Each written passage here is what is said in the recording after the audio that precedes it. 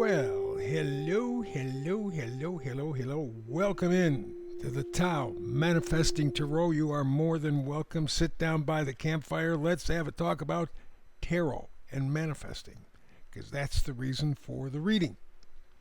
I've done tarot for over 20 years. I have come to understand in that time tarot does not predict anything, never was intended to predict anything. What it does is talk about potential, your potential to manifest. Now, here's where it gets kind of interesting. Right from birth, I believe we have the capacity, our brain is designed to manifest, to picture our future. But it takes a certain mental development before I think we can do that. So I'm thinking 4, 5, 6, 7 maybe. Brain has to develop enough to where you're prescient, you are self-aware. And because you are, you can project yourself into the future. Geez, I'd like to have this. Geez, I don't want to do this. Geez. Okay. The difficulty comes in the fact that everything that we're instructed to do while growing up tears down our self-image. It was designed that way. Absolutely designed that way. It's not your fault. You're not a moron. It was designed that way to keep us down. John D. Rockefeller spent what today would be the equivalent of billions of dollars not only to change our drug system to what we have today, but change our school system. He said, and this is an exact quote, "I want a nation of workers, not thinkers." So you and I were designed to be bots. Now, real robots are waiting in the wings, and they're waiting to take over. I don't know that they are sufficient enough yet, but they're getting close and getting closer every day, moving at the speed of light almost.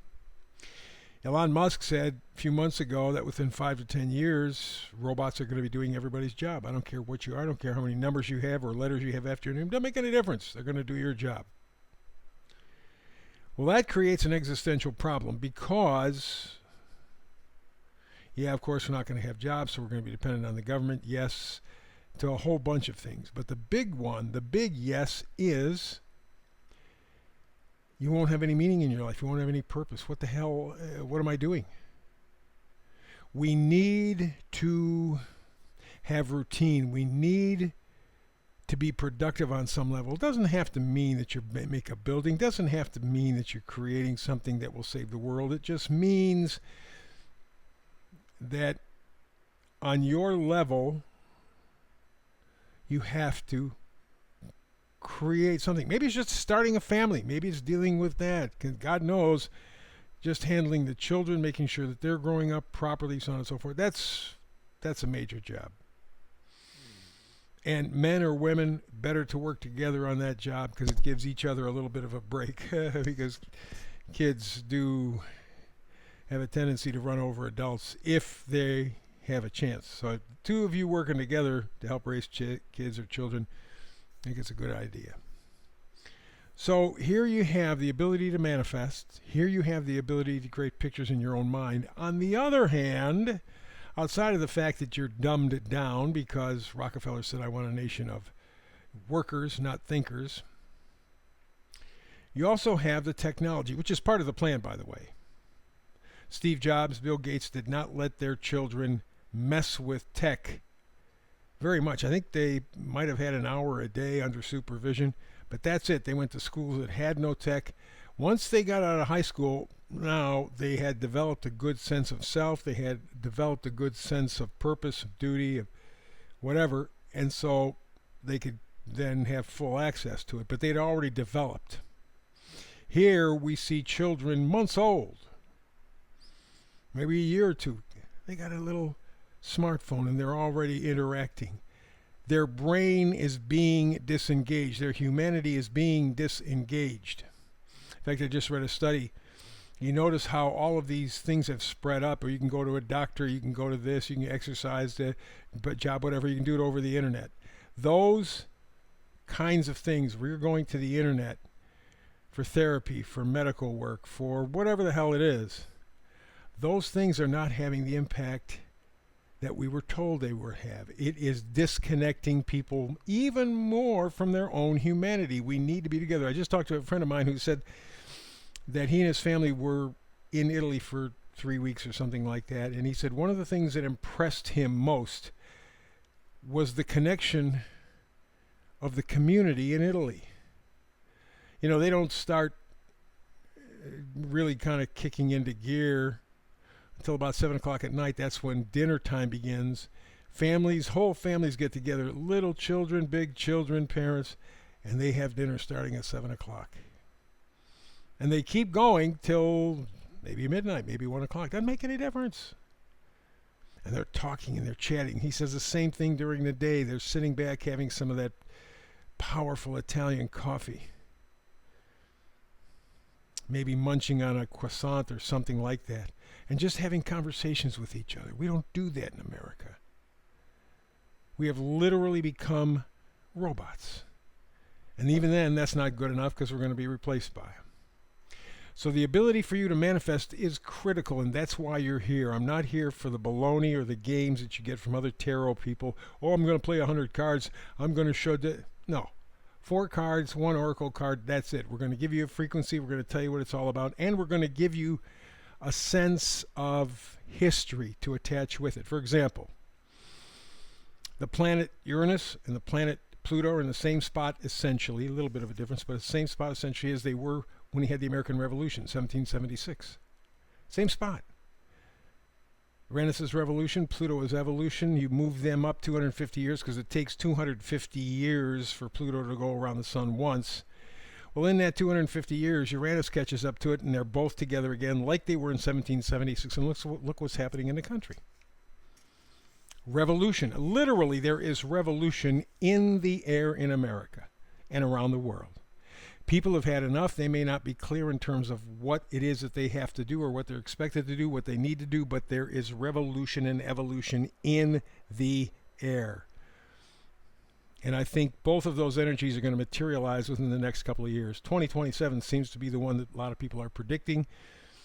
I'll go with 2027. In fact, while we're talking about 2027, let's give you a little bit of a historical astrological background because that helps add to your story and understanding.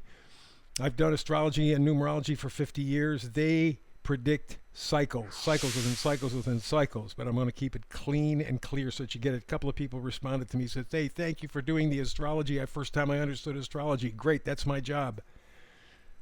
I want you to put the parts and pieces together and then live your life. So, okay, I was mentioning just a moment ago, 2027 as being a critical year. A number of people are talking about it.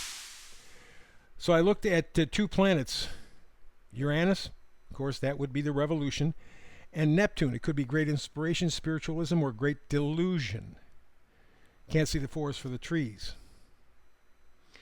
The last time that Uranus was in this position was in 1933. That was the year they tried to kill the president, Franklin Delano Roosevelt. They failed. That was the year they took gold away from the American public, said you can't have it anymore, hand it in or you're going to go to jail. And it was also the year that the Nazis and the Zionists made a deal. I'd love to see what that deal was. I have an idea, but I'd love to see it officially. The Nazis and the Zionists made a deal to let 50,000 Jews escape Germany. This was 1933. FDR, gold heist, and the Nazis and Jews working out a deal. That's the kind of energy that's going on now. There is something happening, and you can feel it in the background where there is some sort of an upheaval imminent. I mean, it's right there. You can almost touch it. Then you go to Neptune, which is either great spirituality or great illusion, delusion, fog. Last time that happened, 1862, during the American Civil War. We've been told we fought the war to free the slaves. That was not true at all. It was a battle over money, as it always is. The banks in the north, which were actually the banks of Europe, said, you cannot leave us.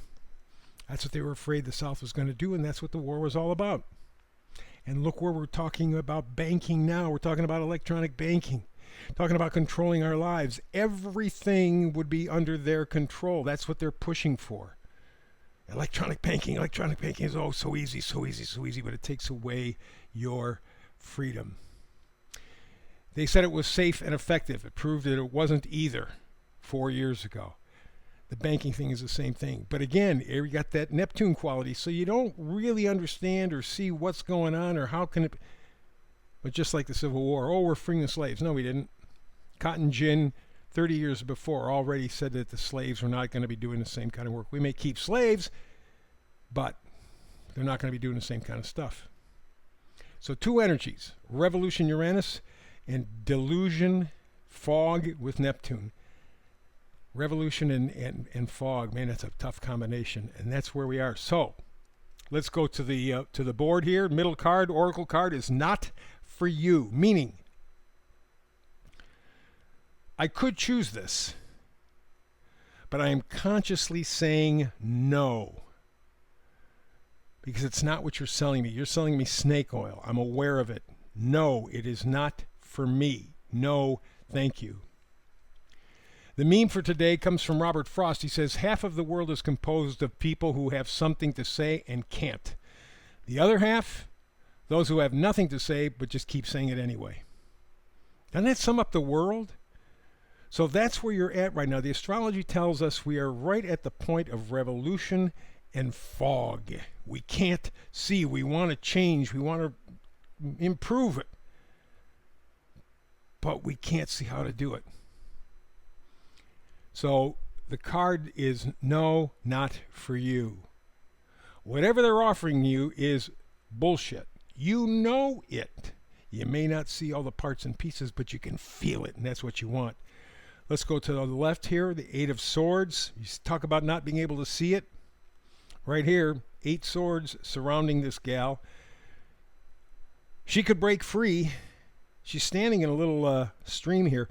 That's her intuition. That's her gut telling her, no, not for you. Say no to it. I don't care how attractive it is. Say no to it. Think for yourself. And that's her conundrum right now. She has the truth around her, but she can't see the truth. She can sense it, feel it, but she can't see it. One thing that'll help her is the next card, the 9 of Pentacles. Pentacles are our value system.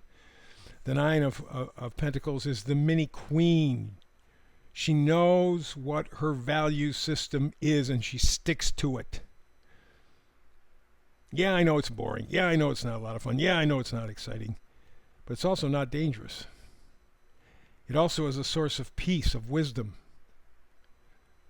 No, it's not for her. This is the gal who would say, no, it's not for me.